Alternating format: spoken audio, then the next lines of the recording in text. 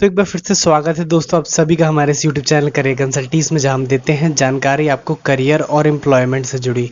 तो करियर और एम्प्लॉयमेंट से जुड़ा ये वीडियो है मेरी कहानी के ऊपर। जी हाँ, मेरा सफ़र, मेरा career Larsen and Toubro limited के साथ, जी L&T कंस्ट्रक्शन के साथ, कैसे मैंने एज ए ट्रेनिंग कंपनी को ज्वाइन किया, पूरा सिलेक्शन का प्रोसीजर बताऊंगा।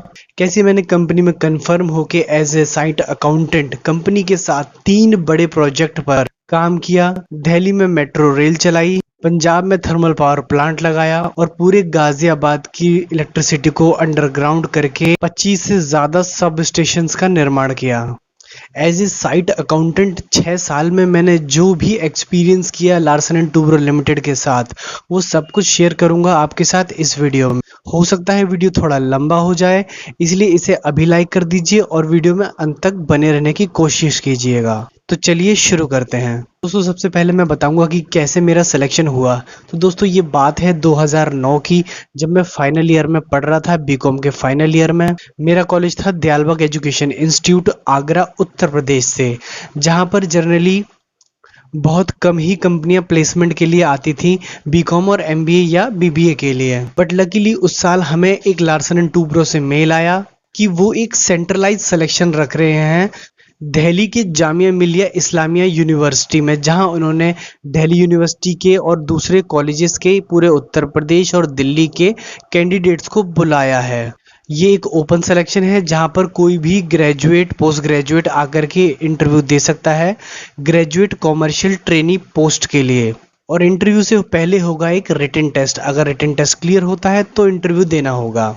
तो दोस्तों मैं और मेरे काफ़ी सारे साथी, लगभग 60 हम करीब स्टूडेंट्स, आगरा से दिल्ली के लिए ट्रेन पकड़ लेते हैं एक दिन पहले ही।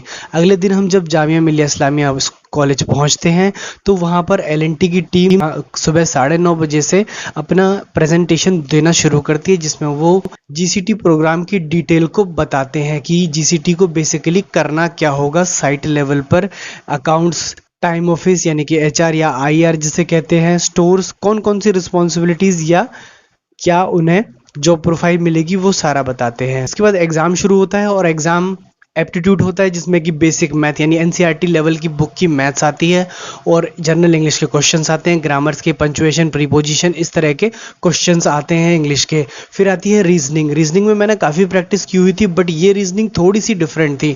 बट क्योंकि मैंने रीजनिंग की काफ़ी सारी प्रैक्टिस की हुई थी तो मैं यहाँ पर सर्वाइव कर जाता हूँ और अपने कॉलेज के 60 बच्चों में से सिर्फ 3 स्टूडेंट सेलेक्ट होते हैं, जिसमें कि मेरा भी नाम था। तो टोटल जो स्टूडेंट सेलेक्ट हुए थे वो करीब 80 से 90 थे, जिसमें कि mostly from Delhi university, Jamia Millia Islamia, और 3 स्टूडेंट मेरे कॉलेज दयालबाग एजुकेशन इंस्टीट्यूट के भी थे। इसके बाद वो लोग हमें अगले दिन बुलाते हैं इंटरव्यू के लिए। और क्योंकि L&T का पहला office Delhi industrial area Okhla phase 3 में हुआ करता था, वहां पर हमारा इंटरव्यू होता है। इंटरव्यू के बारे में मैं डिटेल बताता हूं कि इंटरव्यू में पहले वो हमसे हमारा PI यानी पर्सनल इंट्रोडक्शन लेते हैं। उसके बाद फिर हमारी बैकग्राउंड की डिटेल्स, यानी कि क्या हम किसी दूसरी सिटी में मूव करने के लिए एग्री हैं कि नहीं, क्या हम रिमोट साइट पर काम कर पाएंगे कि नहीं, ये सारे क्वेश्चंस वो हमसे जनरली पूछते हैं। हमारी फैमिली बैकग्राउंड, हमारा फाइनेंशियल सिचुएशन, इन सब चीज़ों के बारे में। तो ये सारा होने के बाद इंटरव्यू में बेसिकली हम लोग क्लियर कर जाते हैं, पर रिजल्ट इमीडिएटली नहीं आता है। हमारा डॉक्यूमेंट वेरिफिकेशन करके हमें अपने अपने कॉलेजेस भेज दिया जाता है। पूरे 2 महीने बाद हमारे कॉलेज में ईमेल आता है कि ये 3 स्टूडेंट्स सेलेक्ट हुए हैं, यानी कि जितने लोग एग्ज़ाम क्लियर कर पाए थे उन सभी का इंटरव्यू क्लियर हो गया था। और हमें आ जाती है कॉल कि हम लोग आ सकते हैं चेन्नई 21 जून से। तो दोस्तों मैं और मेरा फ्रेंड बनवाते हैं एक स्लीपर क्लास की टिकट और हम निकल पड़ते हैं ट्रेन से चेन्नई हेड ऑफिस के लिए। हालांकि अब कंपनी हेड ऑफिस बुलाकर के किसी का ओरिएंटेशन प्रोग्राम नहीं कराती है। अब ओरिएंटेशन प्रोग्राम रीजनल लेवल पे ही कंप्लीट करा लिए जाते हैं और इतना बड़ा सिलेक्शन प्रोसीजर भी नहीं लगाया जाता है। अब कंपनी कॉलेज टू कॉलेज जाकर के या 2-3 कॉलेज के सेंटर प्लेस पर जाकर के वहां पर लोगों को यानी स्टूडेंट्स को इकट्ठा कर करके उनका एग्जाम और इंटरव्यू के थ्रू उन्हें सिलेक्शन लेकर के रीजन के ही थ्रू अलग अलग साइट्स पर डिस्ट्रीब्यूट कर दिया जाता है। तो जब हम चेन्नई पहुंचते हैं तो हमें बहुत ही अच्छा सा रिस्पेक्ट और वेलकम मिलता है। हमें बहुत ही अकोमोडेशन मिलती है। मेरे लिए तो ये बहुत अच्छा एक्सपीरियंस था, क्योंकि because I belong from a poor family. तो मैं पहली बार देख पा रहा था होटल में अच्छा खाना, होटल में रहना, और अच्छी अच्छी जगह पर वो हमें घुमा भी रहे थे। और काफ़ी सारा अच्छा अरेंजमेंट था, पार्टीज़ भी हुई, बहुत कुछ सीखने को मिला, अच्छे सीनियर्स आए, उन्होंने अपना एक्सपीरियंस शेयर किया। फिर उस दौरान ही हमें ये बताया गया कि बेसिकली हमें कौन-कौन सी लोकेशंस पर जाना है, यानी कि साइट की हमें वहाँ पर चॉइस दे दी गई थी।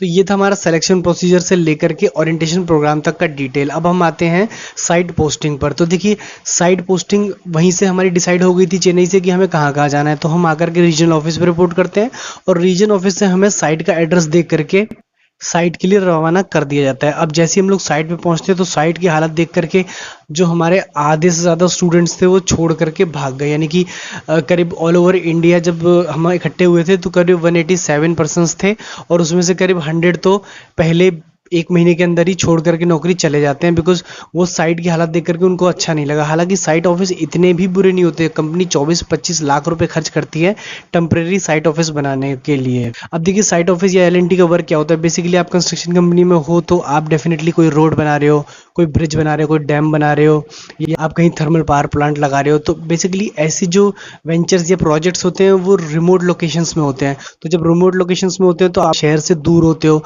तो वहाँ पर फिर जो फैसिलिटी होती है आप उन्हीं से अरेंजमेंट्स करते हो। तो आपका साइट ऑफिस जो होता है उसके आसपास ना तो दुकानें होती ना शॉप्स होती है, तो लोगों को बड़ा अजीब सा लगता है। तो इनिशियली स्टूडेंट सोचते हैं कि ये लाइफ तो नहीं हो सकती, लाइफ तो भाई बहुत ग्लैमरस है दिल्ली गुड़गांव की तरह, तो हम वहाँ जॉब करेंगे, यहाँ नहीं करेंगे। हालांकि लोग इनिशियली इस चीज़ को समझ नहीं पाते हैं और वो छोड़कर चले जाते हैं। तो देखिए, जब ग्रेजुएट कमर्शियल ट्रेनी यानी जीसीटी आप सेलेक्ट होकर जाते हैं तो आप नॉन टेक्निकल हैं, तो आप प्रोजेक्ट साइट पे जा रहे हैं। तो प्रोजेक्ट साइट पर देखिए, एक प्रोजेक्ट मैनेजर है, उसके अंडर में कंस्ट्रक्शन मैनेजर है, फिर एक स्टोर है, एक टाइम ऑफिस यानी कि आईआर का डिपार्टमेंट, लेबर रिलेशनशिप डिपार्टमेंट है, फिर एक अकाउंट्स है उसी के अंडर में, फिर अकाउंट्स का अपना एक सेपरेट इंचार्ज है, स्टोर का एक इंचार्ज है, टाइम ऑफिस का भी एक इंचार्ज है, फिर इसके बाद एक ऑपरेशन डिपार्टमेंट या कंस्ट्रक्शन डिपार्टमेंट है, उसका एक साइड इंचार्ज है, फिर उसमें बहुत सारे इंजीनियर्स हैं, सुपरवाइजर्स हैं, फिर उनके नीचे लेबर है। तो वो सब मिल करके काम या प्रोजेक्ट को चला रहे हैं। तो अब आप जाते हो तो आपके पास 3 चॉइसेस हैं, या तो आप स्टोर में जा सकते हो, या आप टाइम ऑफिस या आईआर यानी लेबर रिलेशनशिप में, या फिर आप अकाउंट्स में। तो इनिशियली वो लोग डिसाइड करते हैं कि आप कहाँ जाएंगे। लेकिन अगर आपको कोई पर्टिकुलर डिपार्टमेंट अच्छा लगता है, अपनी आप अकाउंट्स में जाना चाहते हैं या स्टोर में, तो आप अपने सीनियर से वहाँ पर जो करेंटली पोस्टेड है उनसे बात कर सकते हैं कि मुझे सर इस डिपार्टमेंट में जाना है या इसमें। बट वो आपको यही कहेंगे कि आपको तीनों डिपार्टमेंट में फ्रीक्वेंटली ट्रेनिंग करनी पड़ेगी। तो जीसीटी की ट्रेनिंग अब करेंटली 11 महीनों की रह गई है। 11 महीने की उन्हें अंडर ट्रेनिंग होना पड़ता है। 11 महीने के बाद आप जिस डिपार्टमेंट में सेट हो जाते हैं तो उसी डिपार्टमेंट की डिटेल आपका प्रोजेक्ट मैनेजर और अकाउंटेंट भर के भेज देता है जीसीटी के लिए, कंफर्मेशन के लिए, कि ये फलाने फलाने डिपार्टमेंट में काम कर रहे हैं, तो इसी डिपार्टमेंट का बना दिया जाए इनका प्रोफाइल। तो अगर आप जैसे स्टोर्स में काम कर रहे थे उस दौरान तो आप स्टोर सुपरवाइजर हो जाएंगे, अगर आप अकाउंट्स में कर रहे थे तो अकाउंट सुपरवाइजर हो जाएंगे, अगर आप आईआर में थे तो आप आईआर सुपरवाइजर हो जाएंगे। तो ये चीज़ बड़ी इंपॉर्टेंट है। इनिशियली आपका जो रोल होता है वो कई बार सामने से इन्फ्लुएंस्ड हो जाता है, कई बार आप कोशिश करते हो तो आप चेंज भी करा लेते हो। तो आप अपना बेस्ट पहले से ही डिसाइड कर लें कि आपको कौन सा चुनना है। अब बात करता हूँ लिविंग अरेंजमेंट की। तो देखिए, एल&टी में आप ये मान लीजिए कि आपको 2 स्टार लिविंग अरेंजमेंट मिल जाता है। आपको अच्छा सा कमरा मिलेगा, उसमें आप इन शेयरिंग बेसिस पे आपको एक सेपरेट रूम मिलेगा जहाँ आपके पास अपना सेपरेट अरेंजमेंट कूलर या एसी हो सकता है। वहाँ पर कुक भी रहेंगे जो खाना बनाएंगे। वेल फर्निश्ड आपका गेस्ट हाउस रहेगा। आने जाने के लिए आपको कंपनी की तरफ से व्हीकल मिल जाएगा। संडे ऑफ रहता है तो आप उन्हीं व्हीकल्स से बात करके उन्हीं व्हीकल्स के थ्रू घूमने भी जा सकते हैं। अब देखिए, सैलरी बोनस और लीव बेनिफिट्स की बात कर लेते हैं। तो इनिशियली जब आप ट्रेनी होते हैं तो आपको 23 लीव है। आप कंफर्म हो जाते हो तो आपको साल की 30 लीव्स मिलती हैं। इसके अलावा लीव ट्रेवल अलाउंस साल में 16,000 से लेकर के 21,000 तक लीव ट्रेवल अलाउंस भी मिलता है। आपकी जो सैलरी रहती है वो इनिशियली 15-16 हज़ार रुपये रहेगी, लेकिन जीसीटी कंफर्म होने के बाद आप 21 से 25 हज़ार रुपये तक आराम से सैलरी विड्रॉ कर लेंगे। साल में एक बार आपको परफॉर्मेंस लिंक रिवार्ड भी मिलता है, बोनस भी कह सकते हैं इसे। वेल आफ्टर लाइफ की अगर बात करें कि एल&टी छोड़ने के बाद या 2-4 साल एल&टी में काम कर लेने के बाद, देखिए ऐसा होता है कि जब आप एल&टी में 5-6 साल काम कर लेते हो तो आप जनरली उसे छोड़ नहीं पाते हो, क्योंकि आप उसके हैबिट में हो जाते हो कि कंपनी आपको फ्रीक्वेंटली एक प्रोजेक्ट से दूसरे प्रोजेक्ट पे ट्रांसफ़र करती रहती है। 3 से 4 साल में आप एक जगह से दूसरी जगह शिफ्ट करते रहते हो। लॉन्ग वर्किंग आवर्स होते हैं तो आप डेफिनेटली पढ़ाई वगैरह स्टडीज़ नहीं कर पाते हो, तो डेफिनेटली आप कंपनी के बन के रह जाते हो। बट अगर आप कंपनी में अच्छा काम करते हो तो डेफिनेटली आपको यहाँ पे प्रमोशंस, अप्रेजल्स, ये सारी चीज़ें भी मिलती हैं। अगर प्रोस की बात करूँ, बेनिफिट्स की अगर बात करूँ, तो डेफिनेटली आप एक अच्छे नाम कंपनी में रहता है आपका कि कंपनी एल&टी की गुडविल है। लीव ट्रेवल अलाउंस मिलता है, बेनिफिट्स मिल जाते हैं। मैरिज करने के बाद बाद आपको सेपरेट रूम अकोमोडेशन भी कंपनी की तरफ से मिल जाती है, जो कि 15-16 हज़ार रुपये तक की अकोमोडेशन वो लोग आपको सेपरेट प्रोवाइड कर देते हैं अपनी फैमिली के लिए। आपको फर्नीचर मिल जाता है कंपनी की तरफ से, आपको अच्छी खासी लीव मिलती है, एक अच्छी सैलरी भी मिलती है, इंक्रीमेंट मिलता है, सब कुछ है यहाँ पर। अब इसके कॉन्स की बात करूँ तो देखिए दिक्कतें क्या-क्या है। हर 3 से 4 साल के बाद प्रोजेक्ट खत्म हो जाएगा तो आपको एक जगह से दूसरी जगह शिफ्ट करना पड़ेगा। फिर दूसरा ये होता है कि ये रिमोट लोकेशंस में होती है जॉब्स, तो डेफिनेटली आप शहर के टच में नहीं रहते, तो बहुत से लोग ये कहते हैं कि हमारे बच्चे ग्रूम अप नहीं हो पा रहे बिकॉज़ यहाँ पर अच्छे स्कूल्स नहीं हैं, या हम लोग भी इंजॉय नहीं कर पा रहे बिकॉज़ यहाँ पर रेगुलरली जाने के लिए अच्छे शॉप्स मार्केट्स नहीं है। रिमोट लोकेशंस में होने की वजह से कई बार आपको ये चीज़ फेस करनी पड़ती है। इसके अलावा लॉन्ग वर्किंग आवर्स होने की वजह से लोग बहुत से ये कहते हैं कि हम अपना समय अपनी फैमिली को नहीं दे पाते हैं, तो ये एक बड़ा इशू है।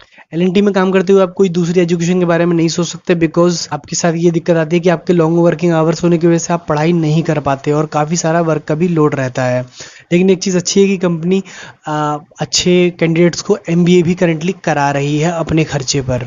देखिए वैसे मेरे पास तो एक्सपीरियंस में शेयर करने को बहुत कुछ है, क्योंकि मैंने थर्मल प्लांट पे काम किया, मैंने दिल्ली मेट्रो में रेल चलाई, तो ये सारा एक्सपीरियंस अगर मैं शेयर करने बैठ जाऊँ तो वीडियो बहुत ही ज़्यादा लंबा हो जाएगा।